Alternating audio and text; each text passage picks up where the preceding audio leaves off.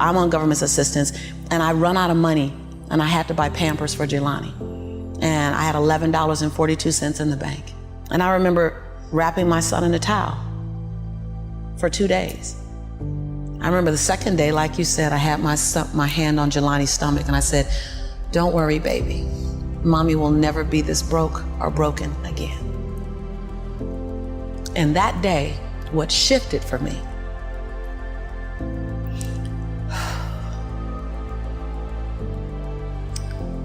was I was willing, and I don't know if this is gonna sound crazy, I was willing to completely die to any form of me that I had been, so that I can birth the woman that I was becoming.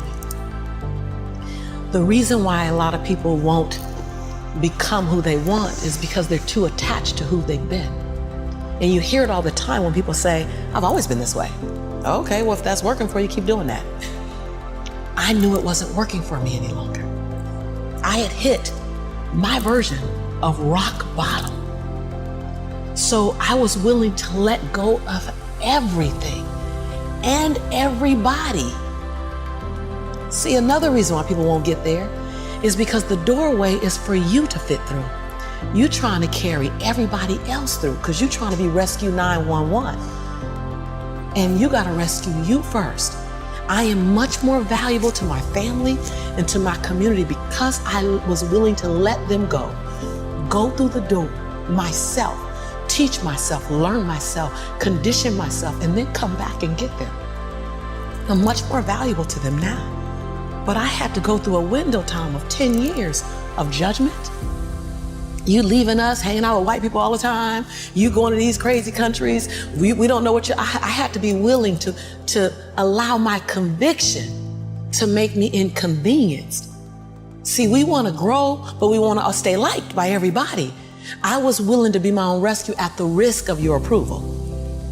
But most of us aren't like that. Facebook is an example. We want to be liked. Well, I woke up and I like myself today, so your like is extra. My job is to like me first. I was willing to say every day, "Lisa, you like you? Lisa, are you proud of you? Lisa, are you playing full out?" Every day before I checked in with anybody else. I was willing to inconvenience my entire life. My entire life. I was willing to disrupt my entire life to buy my future, to buy my possibility, to give my dream a chance. See, we're not supposed to tuck our dreams in on the pillow when we get up in the morning. We're not supposed to leave them at home and go and fulfill somebody else's dream. We're not supposed to do that. That's not what we're wired to do. That's not who we are. Your human spirit doesn't care about the economy. The human spirit doesn't care that my son's father went to prison. The human spirit doesn't care what's happened to your family. The human spirit doesn't care about the past. You may have been molested, or your family may have been broke, or you may have been betrayed, or you may have a divorce. Your human spirit doesn't care about any of that. Your human spirit simply says, "What's our command for tomorrow? What do you want to create?" It's not keeping score. Your brain is keeping score because your brain is designed to keep you safe. Your soul, your intuition, your human spirit is designed to make you soar. When you get to the edge, your brain will always tell you to step back. It's always going to tell you to step back. Because you can fall. Always. It's going to tell you step back. Because before you fell, the last time you did this, you saw someone else fail. You could hurt. You could be off work. It's going to tell you. It's designed to keep you safe. So you have to be willing to play between your brain and your soul. And on some days, you got to just listen to your soul. And you got to say, "I'm going to leap. I'm going to get to the edge." Most people are at the edge, and you're standing at the edge, and you're watching everyone else fly. That's Pimp My Ride, Watch My Crib, all this stuff. You know, watching people's lives on Facebook. You're at the edge, watching someone else live, wondering what it's going to be like when you jump without ever jumping. And I'm just here to tell you, jump. Because only 3 things can happen. You're either going to jump and fly, or you're going to jump and fall on something soft, or you're going to fall down hard. Either way, you're going to get back up. You already know you got what it takes to get back up. Your greatest fear is not that you will fall. Your greatest fear is that you will live a full life and never fly. That you never leaped.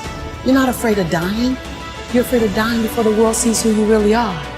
before they really get your fingerprint, before they really feel your breath, before they really get your contribution, before they really feel you.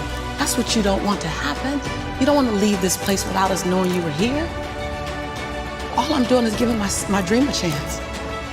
And I'm not extraordinary. You don't get off the hook. You don't get to be let off the hook. I'm an ordinary woman who chooses every day to make one more extraordinary decision.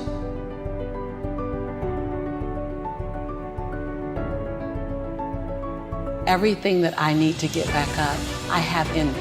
If I don't have what I need, I can go get it. Once I figured that out, the world was my playground. The question is just, where do I go get it? I don't know about that. Where do I go get it? And I don't come from a learning background where I was a great student. I wasn't, my highest grade in school was a C+. And when I got a C+, I did the happy dance. And so I didn't have a background where studying was natural for me. But when I realized that if I go study something and I learn it, I own it, it's mine now, man, it was crazy because all through school I struggled. The last time I took an English class, my English teacher told me I was the weakest writer she ever met in her entire life. Lovely. Yeah, lovely. And the same year I took a speech class, and my speech teacher, he said, quote unquote, Ms. Nichols, I recommend you never speak in public, that you get a desk job. And so That's neat. Yeah, it's just, it was demotivated people, sad people hurt, sad people make other people sad. Bottom line, don't take it personal, hurt people hurt. See, most people want the convenience of transformation without the inconvenience required for transformation. So my grandmother says, and I love to repeat this, your conviction, what you're passionate about, your conviction and your convenience don't live on the same block. They ain't even in the same zip code. So if you want to have a conviction for something, you have to sign up to be inconvenienced. We're trying to find convictions and passion and breakthrough on the inside of our box. Well, when you realize that the box doesn't even exist, like someone made up, oh, you're playing outside the box. So we all bought into, there's a box. Well, I don't even own a box. I don't even want to get in your box. You better come out here because I ain't getting in there. And so when you start thinking like that, Tom, all of a sudden, everything is possible. So I disrupt people when I say, you want to make me extraordinary because it lets you off the hook. What if the God that we call God, the divine, whatever your faith is, what if there's no partial? It's not going to give me a hookup and not give you one. Not going to give me an opportunity and not give you one. I'm just going to go after it. If I die, I'm going to die on the treadmill, like Will Smith said. I'm going to be on the treadmill running. I'm just not going to stop because I believe all things are available to us. I'm just willing to go after them. Are you willing? And then that is so disruptive because then you got to make a decision. Because it's easier to live inside the parameters of, well, as a black woman, well, as born and raised in South Central, I'm dyslexic. I wrote 7 books, I'm dyslexic. So just knowing, I'm not perfect. What I do really well is I manage my imperfection well. And so we're all waiting for perfect. It's an illusion that will never come to you, and it's an excuse to never show up and play. Your story is not meant to be your fortress. Your story is meant to be your fuel. Any story. The beauty of me being one of the top 1% earners in America is that I was on government's assistance. Right. That's the beauty. Come on, it wouldn't be a big deal if my family was rich or whatever. I'm supposed to do something. The beauty is that when you show the little engine that could story, I'm not gonna run fast, but I ain't gonna stop running. I might slow down and have to breathe and catch my breath, but I'm not stopping because I believe all things are available to all of us. And good people should do well. Because when good people do well, good people just do more good in the world.